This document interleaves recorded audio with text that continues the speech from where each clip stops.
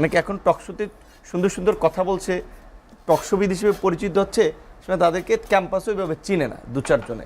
এখন তো হচ্ছে আমার সহকর্মীদের সাথে অনেকে আমরা একসাথে রাজনীতি করেছি, পরে আমাদের আলাদা হয়েছে। এখন যেভাবে ধরেন আমাদের কোনো কোনো ছাত্র নেতৃবৃন্দ ওই বিজেপির সভাপতিকে ফোন দিলে 50 লাখ টাকা দিয়ে দেয়, কিংবা কোনো ব্যাংকের চেয়ারম্যানের কাছে বৈষম্য বিরোধী আন্দোলন পরিচয়, নাগরিক কমিটি পরিচয়ে গেলে যে আপনার এই ব্রিফকেস ভরে পয়সা দিয়ে দেয়। ভিপি নূরের সময় তো এই রকমের পরিস্থিতি ছিল না যে ভিপি নূর বললে টাকা দেবে আর টাকা দিয়ে আমরা পোলাপান পালবো। বলতে গেলে রাজনীতিতে এটা এরশাদ সাহেব তো ক্ষমতা থেকে দল তৈরি করেছিলেন, অনেক ছাত্র তাদের কিনেছিলেন পয়সা এবং রাষ্ট্রীয় সুযোগ সুবিধা দিয়ে। এখনকার আমার সহকর্মীদের অনেকের সক্ষমতা আছে, তারা বিভিন্ন ব্যক্তিকে সুযোগ সুবিধাতে বসাইতে পারেন। ধরেন সিটি কর্পোরেশন উত্তরে, এই উত্তর দক্ষিণ সারা দেশে প্রশাসক বসাইতে পারবেন। তাহলে সে যদি কন্ডিশন দেয় তুমি আমার দল করবা, তুমি আমার রাজনীতি করবো, তোমার আমি প্রশাসক বানাবো, তাহলে সে আমার কাছে কোন দুঃখে আসবে?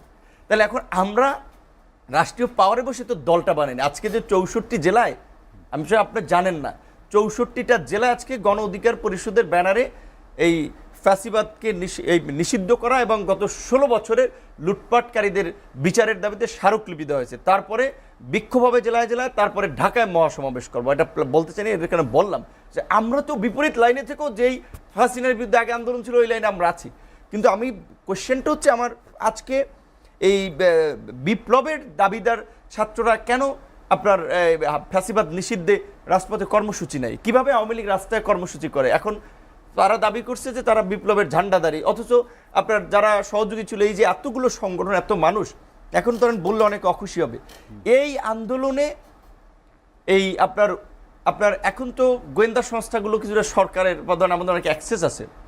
19 তারিখ আমি গ্রেপ্তার হয়েছিলাম, অনেকের সাথে রেকর্ড শুনে, সমন্বয়কদের সাথে কয়েকজনকে আমি চিনি ব্যক্তিগত, তাদের ডেডিকেশন আছে, বাট বাকি অনেককে তো আমরা চিনিও না। ডাকসু 28 বছর পরে ডাকসু নির্বাচনে সে যেটা বলল, আমরা তো কারো সমর্থন, অফিসিয়াল সমর্থন নিয়ে আমরা নির্বাচন করে নিই। কোটা সংস্কার আন্দোলন 2018 সাল তো এটা পয়দা করেছিলাম আমরা, না হলে আজকে তুমি তো এই যে পরিপত্র 18 সালের পরিপত্র পুনঃবহালের দাবিতে আন্দোলন হয়েছে, এই আন্দোলনের সূত্রপাতটাও এই আমাদের নেতাকর্মীরা করে দিয়েছে। বলে আমরা চিন্তা করলাম এটা ব্রডার স্কেলে নেওয়ার জন্য সবার সম্পৃক্ততা দরকার, নন পলিটিক্যাল ব্যানার ক্রিয়েট করা দরকার। তো কাজী আমার কাছে বলছে যে এখন অনেকে নাই কেন, আমি তো তাদের সুবিধা দিতে পারিনি।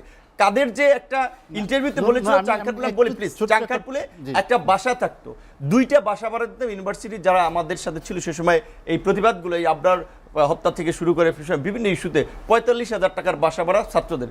এখন তো ছাত্র কোনো নেতৃবৃন্দ তো আপনার এখন তো দেখা যায় 50-60 লাখ টাকার গাড়ি নিয়ে বেড়াচ্ছে, তার কোনো সরকারি দায়িত্ব নাই, কোনো ইয়ে নাই, সে সরকারি গাড়ি ব্যবহার করে বেড়াচ্ছে। পত্রিকা নিউজ হয়েছে না উপদেষ্টাদের গাড়ি ব্যবহার নিয়ে। তো আমি বলছি এটা আসলে মানুষের যে একটা হোপ ক্রিয়েট হয়েছিল, মানুষ একটা নতুন কিছু দেখতে চেয়েছিল। তো এই ছাত্র নেতৃবৃন্দ কিংবা এই আন্দোলনের যারা লিডার দাবি করে, তারা কি নতুন দিতে পেরেছে? তাদের চাল চলন কর্মকাণ্ডে জাতিকে নতুন কোনো আদর্শ দিক নির্দেশনা দিতে পেরেছে? পুরানো পথেই তো আসছে, সরকারে থাকো, টাকা বানানো, গ্রেপ্তার করা হলো। ডিবি শেষ পত্র পত্রিকা সে সময় বলেছে না ছাত্ররা নতুন দল করছে দেখি কি এত আলোচনা হচ্ছে তাদের? না না, আমরা ছাত্ররা, আমি বলছি দল আরো 10টা হওয়া দরকার। বিকজ এখন তো আওয়ামী লীগের মতো একটা শক্তিশালী প্রতিদ্বন্দ্বী দল মাঠে নাই। আওয়ামী লীগের যারা সহযোগী ছিল, ধরেন জাতীয় পার্টি, আরো এই অন্যান্য গ্রুপ নাই। এই ভ্যাকুয়ামটা ফিল আপ করার জন্য অনেক দল প্রয়োজন। আমরা তো চাই যে প্রতিযোগিতার মধ্যে দিয়ে গড়ে উঠুক। যেমন ধরেন আমাদের দলটা ছোট হতে পারে, আজকে 64 জেলার স্মারকলিপি দিলাম। বিএনপির বাইরে আর জামাতের বাইরে কয়টা দলের আছে 64 জেলার এই কার্যক্রমের সক্ষমতা? অতীতে যারা হয়েছে ওই পথেই কিন্তু যাবে। আমরা চাই না আমাদের নতুন প্রজন্ম ওই দিকে হাঁটুক। আপনাকে আপনি শুনলেন যে আন্দোলন সংগ্রাম করে মানুষের মধ্য থেকে গড়ে ওঠা দল, যেটি সরকারের সুযোগ সুবিধা নিয়ে কিংস পার্টি হওয়ার প্রয়োজন নেই, যেটা উনি একটু আগে বললেন যে আসলে ছাত্ররা প্রত্যেকটা যে দাবি করেছে সবগুলোতেই ব্যর্থ। শুধু কিংস পার্টি হইতো বা আমাদের যদি আসলে এতই পাওয়ার হতো, আমরা তো চুপ্পুকে একদিনেই অপসারণ করতে পারতাম, আবার আমরা তো চাইলে ঘোষণাপত্র দিয়ে দিতে পারতাম। অন্যান্য যে কথাগুলো বলেছে এই জায়গাগুলো তো আমরা আসলে ছাত্র বা নাগরিকের জায়গা থেকে আমরা চেয়েছি যে একটা সৌহার্দ্যপূর্ণ রাজনৈতিক পরিবেশ থাকুক। সেখান থেকে আমরা রাজনৈতিক দলগুলোর একটা মতামতের ভিত্তিতে আমরা চেয়েছি একটা ঐক্যমত হয়ে সবগুলো ডিসিশনে যাক। কিন্তু বিএনপি সহ বিশেষ করে বিএনপি আসলে আমাদের কোনো রকম সহযোগিতা করেনি। মুখে তাদের এক, ভিতরে জাতীয় ঘোষণাপত্র সব বিষয়ে আমাদের সাথে দ্বিমত পোষণ করেছে। আমরা সেই জায়গা থেকে আসলে চুপ করেছিলাম। আমরা প্রতিটা বিষয়ে আমরা চেয়েছি দেশের মধ্যে আমাদের যে একটা বিভাজনের জায়গা তৈরি হচ্ছে সেটা তৈরি না করতে। সেই জায়গা থেকে আমরা প্রত্যেকটা ব্যাপারই আসলে ওই জায়গা থেকে চুপ ছিলাম, কিন্তু এখন আসলে আর চুপ থাকার সময় নেই। মানে বারবার যদি এই কাজগুলো করা হয়, ছাত্র নাগরিকের জায়গা থেকে আসলে আমাদের এখানে আওয়াজ তুলতে হবে।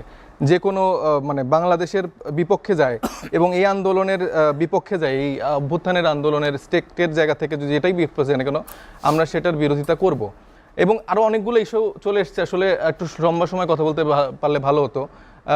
আমাদের বড় ভাই বললেন প্রিভিয়াস টাইমে আপনাদের যে শাসনামলগুলো ছিল কতটা মানে জনবান্ধব ছিল বা আপনারা কি করতে পেরেছেন সেটা কিন্তু জনগণ দেখেছে, এবং তার প্রতিফলনের জন্য কিন্তু ফ্যাসিস্ট হাসিনার আবার ক্ষমতায় আসতে পেরেছে। আপনাদের জায়গাটা যদি আসলে এরকম ভালো থাকতো তাহলে কিন্তু নতুন করে আরেকটা এই ফ্যাসিস্টের হওয়ার সুযোগ থাকতো না। রাজনীতিটা মিন করেন না না না না না আপনাদের পরিবর্তন হয়, জনরায় পরিবর্তন হয়, কিন্তু আপনাদের ক্ষমতার যে সময়, আপনারা যে দফার আপনি মনে হয় সফল মানে বুঝেছেন আজীবন ক্ষমতা, আমার মনে হয় বিষয়টা অবশ্যই না। 31 দফার যে বয়ানটা আপনারা দিচ্ছেন যে কি নেই এতে, এই চাকচিক্য ডিজিটাল বাংলাদেশের চাকচিক্যর বয়ান এর আগে আমরা দেখেছি। আপনি 5টা দফা দেন না? আমরা দিচ্ছি তো, আমরা যে নতুন যে আমরা যে নতুন দল করছি বৃত্ততা রেখে আমাদের দফা দিয়ে তারপর আমরা আরো জানেন বোঝেন, তাহলে অবশ্যই আমরা জানার চেষ্টা করছি, বোঝার চেষ্টা করছি। আপনারা যারা বসেন রাজনীতিবিদরা আছেন তারা মানুষের পালস বোঝেন না দেখে আসলে জনগণের থেকে দূরে সরে গেছেন, এবং এই জন্য 17 বছর ধরে আপনারা এর বাইরেই রয়ে গেছেন। এই জায়গাটা বুঝেন, তারুণ্যের জায়গাটা বুঝেন, তাহলে আমার মনে হয় যে নতুন বাংলাদেশ আমরা সবাই মিলে একসাথে করতে পারবো। আর না হলে হাসিনা এরকম 6 মাস পর পর করে একদিন পট করে চলে আসবে, তারপর আপনাদের কি অবস্থা হবে সেটাও দেখবেন। সেই জায়গা থেকে এখন সময় ঐক্যমতের ভিত্তিতে, আমাদের কি হবে ঐক্যমতের ভিত্তিতে রাজনীতি করেন। আমাদের কি হবে সেটা ভাবেন না? আমাদের হবে, কারণ রাজনীতিতে, কারণ এই অভ্যুত্থানে সামনে থেকে আমরাই রাজনীতি করেছি। মাঠে ছাত্র আন্দোলনের ব্যানারে প্রত্যেকটা দল রাস্তায় নেমেছিল, আপনাদের সমর্থন ছিল, সেটা নিয়ে আমাদের কোনো দ্বিমত নেই। কিন্তু আপনারা এখন যেভাবে আপনারা আন্দোলনটাকে চুরি করে নিয়ে যাচ্ছেন সেটা আসলে আমাদের জন্য খুব কষ্টকর এবং বাংলাদেশের জন্য এটা খুবই দুঃখজনক। আপনার তো আন্দোলনে কে বলেছে সংগঠিত ছিলাম না?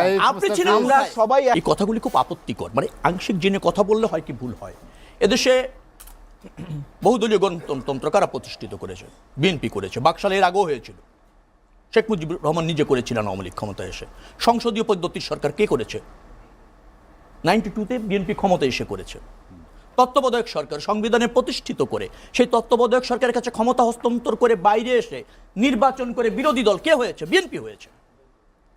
এই আওয়ামী লীগের 15 সংশোধনীর মাধ্যমে তত্ত্বাবধায়ক সরকার বাতিল করে 17 বছর যখন ক্ষমতায় থেকেছে, তার মধ্যে বিরুদ্ধে রাজনৈতিক আন্দোলন কে করেছে? বিএনপি করেছে। বিএনপি করেছে। আমরা এও বলি যে এই যে বিএনপিকে যে অভিজ্ঞতা এবং বিএনপি যে সবচেয়ে জনপ্রিয় রাজনৈতিক দল, তাকে কথা বলতে হয় পারিপার্শ্বিকতা, বাস্তবতা এবং রাজনৈতিক পরিণতি, গ্লোবাল ভিলেজের বাংলাদেশের স্বার্থ বিবেচনা করে কথা বলতে হয়। এটা আবেগের কথা না। উন্ডা যারা আছেন আমি তাদের রাজনীতি করাটাকে স্বাগত জানাই, কিন্তু উন্ডা যখন রাজনীতির প্রতি অনীহা দেখান, অন্য রাজনৈতিক দলকে ফ্যাসিবাদী হিসেবে ট্রিট করতে চান আওয়ামী লীগের মতো, এটা এক ধরনের রাজনৈতিক দেউলিয়ত্ব, জ্ঞানের দেউলিয়ত্ব। সেটা নিয়ে রাজনীতি করা যাবে না। আরো বিচক্ষণ হতে হবে, আরো প্রজ্ঞাবান হতে হবে। 31 দফা বাস্তবায়ন হবে না কেন? এটা অঙ্গীকার। আর 31 দফা জনরায়ের ভিত্তিতে ক্ষমতা গিয়ে বাস্তবায়ন করতে চাই, যদি সেটা না করতে পারি তারও পরিণতি আছে এবং তার বিচারও জনগণ করবে। বাস্তবায়ন করতে পারবো না উনি বলার কে, আর উনি ভাবার কে? আর উনি ভাবলে জনগণ ভাবে। এভাবে দেশ বিনির্মাণে অবদান রেখেছি, আমরা কথা রাখবো না। আমরা কথা রাখবো না, উনি ভাবছেন। আমার বক্তব্যটা হচ্ছে আমরা মাঠে থেকে রাজনীতির জায়গা থেকে আন্দোলন করেছি। শুনেন, আপনাদের রাস্তায় আমার ভাই, আপনাদের নাগরিক কমিটির একটা পার্টি, এত বড় পার্টি এবি পার্টি, তার ছিলেন সম্পাদক, তিনি এসে হলেন নাগরিক কমিটির আহ্বায়ক, আর জাতি হয়ে গেল তার সাথে সব একমত। নেতা কত বড় বুঝেন, অভিজ্ঞতা কত বড় বোঝেন, ত্যাগ বোঝেন। এই দেশে ধরেন 1.5 লাখের উপর মামলা খালো বিএনপি নেতা কর্মীরা, 60 লাখ লোক আসামি হলো। আমি নিজে মনে করেন 9 বার জেলে গেলাম, 97 দিন রিমান্ড বলেছি, এটাকে 193 দিন জেল খাটলাম, প্রধান সমন্বয়কারী ছিলাম। কৌশল কি ছিল জানেন?